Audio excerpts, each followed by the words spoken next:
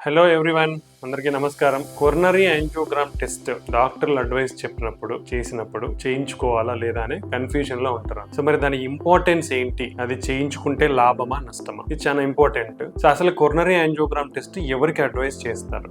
First thing, ఎవరికైనా ఛాతి నొప్పి, ఆయాసం గాని, కళ్ళు తిరగడం, గుండె దడ, ఇలాంటి గుండె సంబంధిత ప్రాబ్లమ్స్ ఉన్నప్పుడు యాంజియోగ్రామ్ టెస్ట్ అనేది అడ్వైస్ చేస్తారు. అసలు ఈ యాంజియోగ్రామ్ టెస్ట్ లో ఏం కనుక్కోబడుతుంది? యాంజియోగ్రామ్ టెస్ట్ ఎందుకు చేస్తారంటే మన యొక్క గుండె రక్తనాళాలు 3 ఉంటాయి. Left side 2, right side 1. ఈ రక్తనాళాలలో ఏమైనా బ్లాక్స్ ఏర్పడినాయా అని తెలుసుకోవడానికి యాంజియోగ్రామ్ టెస్ట్ అనేది చేస్తారు. అంటే బ్లాక్స్ అంటే ఏంటి అంటే, ఇది నార్మల్గా రక్తనాళం ఇలా ఓపెన్ గా ఉంటుంది, ఒక ట్యూబ్ లాంటిది.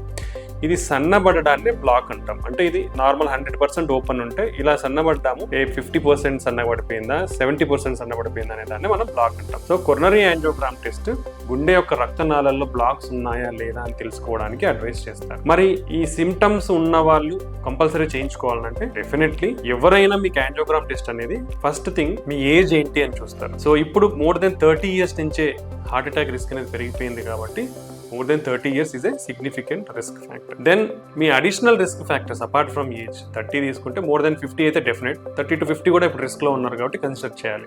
ఈ 30 to 50 years ఏజ్ ఎప్పుడు కన్సిడర్ చేయొచ్చు? మనకి ఏమైనా అండర్లైన్ ప్రాబ్లమ్స్ ఉన్నాయా, అంటే బీపీ, షుగర్ ఏమైనా ఉన్నాయా, కొలెస్ట్రాల్ ప్రాబ్లమ్స్ ఉన్నాయా, మన ఫ్యామిలీ హిస్టరీ ఎవరికన్నా ఇండ్లలో హార్ట్ అటాక్స్ కానీ ఉన్నాయా, లేదా మనం క్రానిక్ స్మోకర్ ఆర్ ఆల్కహాలిక్ కానీ, లేదా ఒబిసిటీ, ఊబకాయం, ఫిజికల్ ఇన్యాక్టివిటీ, లేదా చాలా స్ట్రెస్ లో ఉన్నారు, ఇవన్నీ రిస్క్ ఫ్యాక్టర్స్ కన్సిడర్ చేసి మీ ఏజ్, రిస్క్ ఫ్యాక్టర్స్ కన్సిడర్ చేసిన తర్వాత మీ సిమ్టమ్స్ అంటే ఎంత సిగ్నిఫికెంట్ ఉన్నాయి అనలైజ్ చేసిన తర్వాత ఈ based on further testing like ECG scan లో ప్రాబ్లం, అంటే ఈ కొలాబరేషన్ తో అన్ని కలుపుకొని మీకు యాంజియోగ్రామ్ టెస్ట్ అనేది అడ్వైస్ చేస్తారు.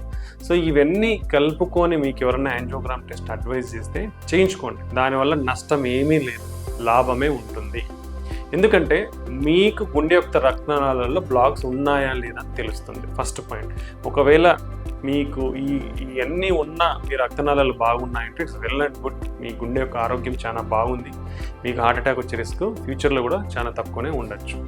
మరి ఒకవేళ దాంట్లో ప్రాబ్లమ్స్ ఏమన్నా ఉంటే మీకు దానికి కరెక్ట్ అయిన ట్రీట్మెంట్ అందుతుంది. అంటే లెస్ దాన్ 50% బ్లాక్స్ ఉంటే మీరు ముందు జాగ్రత్తగా దానికి మందులు వాడుకొని మీ లైఫ్ స్టైల్ని మార్చుకొని చాలా హెల్తీగా ఉండే అవకాశం ఉంటుంది. లేదా మోర్ దెన్ 50% or 80% బ్లాక్ ఉన్నప్పుడు మీకు ఎయిదర్ స్టంటింగ్ కానీ లేదా బైపాస్ ఆప్షన్ ద్వారా మీకు ట్రీట్మెంట్ జరిగితే మళ్ళీ మీకు హార్ట్ అటాక్స్ అనేది రాకుండా మీ ప్రాణాన్ని మీరు కాపాడుకున్న వాళ్ళు అవుతారు. కాబట్టి కొర్నరీ యాంజియోగ్రామ్ నేను ఇంతవరకు చెప్పిన ఏమైతే ఇబ్బందులు ఉంటాయో వాళ్ళల్లో మీకు అడ్వైస్ చేస్తే కంపల్సరీ చేయించుకోండి. దానివల్ల నష్టం ఏమీ ఉండదు, మీరు లాభపడతారు, మీ ఆరోగ్యం అనేది బాగుంటుంది. థ్యాంక్ యూ అండి.